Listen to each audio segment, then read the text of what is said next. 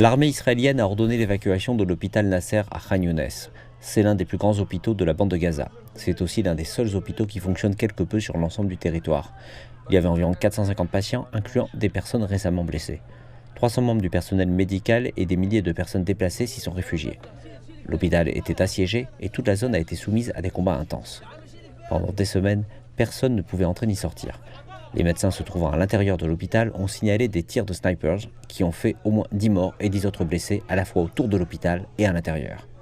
Maintenant, l'armée israélienne a déclaré qu'elle facilitait l'évacuation, c'est-à-dire qu'elle fournissait un couloir sûr pour l'évacuation des personnes déplacées, que le personnel médical et les patients n'étaient pas soumis à des ordres d'évacuation. Et dans le nord d'Israël, à la frontière avec le Liban, on assiste à une nouvelle escalade des tensions. Une attaque à la roquette dans le nord d'Israël a tué une femme soldat et blessé plusieurs autres personnes.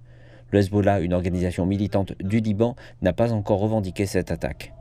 Mais il est allié au Hamas et a déclaré qu'il poursuivrait ces attaques tant qu'il n'y aurait pas de cessez-le-feu à Gaza. En représailles, l'armée israélienne a effectué plusieurs frappes aériennes dans le sud du Liban qui ont causé la mort d'au moins 5 personnes, dont 2 membres du Hezbollah, une syrienne et 2 enfants. Ce qui désormais inquiète est cette escalade de tensions dans la région qui pourrait déborder de la guerre à Gaza.